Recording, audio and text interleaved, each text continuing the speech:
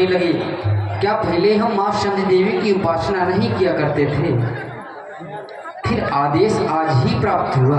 और यहाँ दें सुन रहे आप श्री लक्ष्मण जी की बड़ी सुंदर वाणी, और लक्ष्मण जी की इसी वाणी से प्रभावित हुए हमारे आदरणीय सेवक के साथ और सेवक जी के साथ ही आपकी ओर से 21 पुष्पोत्तराएं श्री लक्ष्मण जी के लिए प्रकट की जा रही है। हृदय से साधुवाद, धन्यवाद। करे भोजन मुनि वर विज्ञानी, लगे कहन कछु कथा पुरानी। हमारे गुरुदेव भगवान हमारे पूर्वजों की कथा सुना रहे थे और हम दोनों बंधु उस कथा को सुनने में इतने मग्न हो गए कि माँ संध्या देवी की उपासना करने का ख्याल ही नहीं रहा। तभी आदेश प्रदान हुआ, विगत दिवस गुरु आयुष पाई, संध्या करण चले तो भाई। चिंतामणि हमें लौकिक सुख प्रदान कर सकता है, कल्प वृक्ष वह स्वर्ग की संपत्ति प्रदान कर सकता है, परंतु जब गुरु कृपा होती है तो पड़ाक बिंदु का साधन बन जाती है। गुरु के विषय में बताया गया, गुरुनाम अंधकार का, गुरुनाम प्रकाश का, जो हमें अंधकार से प्रकाश की ओर ले जाए, जो हमें अधर्म से धर्म की ओर ले जाए, उसे ही गुरु कहा जाता है। संध्या होती क्या है, संध्या कहते किसे हैं, संध्या करने से लाभ क्या होते हैं? एक का जाना, दिन का जाना, रात्रि का आना, एक का गमन, दूसरे का अवगमन। जब व्यक्ति का जीवात्मा से परमात्मा का मिलन होता है, जो बीच की संधि होती है, उसे गुरु संध्या कहा जाता है। संध्या तो अपने इष्ट की करनी चाहिए। संध्या करने से लाभ क्या होते हैं? जो व्यक्ति के अनजाने से पाप होते हैं वो सब नष्ट हो जाया करते हैं।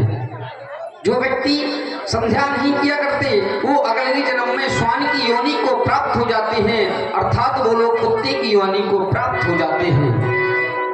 संध्या की 3 कोटियां बतलाई गई, उत्तमो सूर संगता, मध्यमो लुप्त भास्करा, कृष्णा नाम तारकोपी, सायं संध्या तथा स्मृता। प्रथम कोट की संध्या उसे बतलाया गया जब भगवान भास्कर अस्ताचल की ओर गमन कर रही हो, चंद्रदेव का उदय हो रहा हो, उसे प्रथम कोट की संध्या बतलाया गया। मध्यम कोट की वह संध्या होती है जब भगवान भास्कर अस्ताचल की ओर गमन कर रहे हो, आकाश।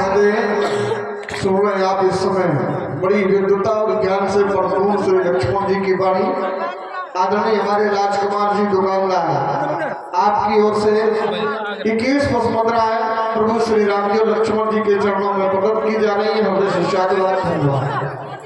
आकाश मंडल पर लालिमा छा रही हो, उसे द्वितीय कोट की संध्या बतलाया गया।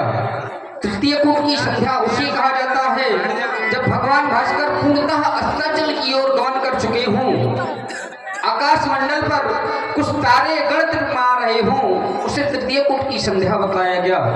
बीतने वाला शिव सोचने के लिए प्रत्येक प्राणी को बाध्य कर रहा है कि जो भी प्राणी इस जीवन को पाकर के संध्या नहीं किया करते, उनका तो मानव का जीवन लेना ही व्यर्थ हो जाता है। क्योंकि बताया भी गया, बड़े भाग मानुष तन पावा, सुर दुर्लभ सद ग्रंथन गावा। ये मानव का जीवन बड़े भाग्य सौभाग्य से प्राप्त होता है और इसका गुणानुवाद तो देवता भी करते हैं। साधन धाम मोक्ष कर द्वारा, पाई न जह परलोक सभारा। यह एक ऐसा साधन है जिसे व्यक्ति सहज से ही निकटता को प्राप्त कर सकता है। सो पतित्र दुख पावई, सिर धुन धुन पछताए, काल ही कर्म ईश्वर ही मिथ्या दोष लगाए। कोई कार्य बिगड़ जाता है तो व्यक्ति परमात्मा को दोष दे देता है, जो वही कार्य बन जाता है तो अपने को यश का पात्र बना लेता है। ये ऐसा सुंदर समय अपने निज हाथों से नहीं जाने देना चाहिए, क्योंकि मनुष्य इन 84 का चक्कर से बच जाता है यदि भगवान का भजन करे तो। भूम गिरतबा धावर पानी, जिम जीवहि माया लपटानी। जिस प्रकार से आकाश मंडल से सूक्ष्म बूंद पृथ्वी पर गिरती है और पृथ्वी पर मिलने से विलयमान मैली हो जाती है, उसी प्रकार जब यह जीव माता के उदर में होता है और भूमि पर गिरता है तो माया में लिपट जाता है और परमात्मा को भूल जाता है। और आप हमारे आदरणीय कल्लू विश्वकर्मा जी और दिलीप यादव जी सुंदर लक्ष्मण जी की वाणी से प्रभावित हुए बड़ी सुंदर विद्वता से परपूर्ण आप चर्चा सुन रहे लक्ष्मण जी के द्वारा। कंदर से बहुत बहुत साधुवाद इनकी ओर से जिस लक्ष्मण जी के लिए प्रदत्त हुई साधुवाद। संसार में लिपट जाता है यदि ऐसा सुंदर समय अपने निज हाथियों से चला गया तो केवल पश्चाताप ही रह जाएगा, क्योंकि बताया भी गया मन पछताई है अवसर बीते। लोकाभिरामम रणरंग धीरम राजीव नेत्रम रघुवंशनाथम कारण रूपम करुणाकांतम श्री रामचंद्रम शरणम प्रबद्धे।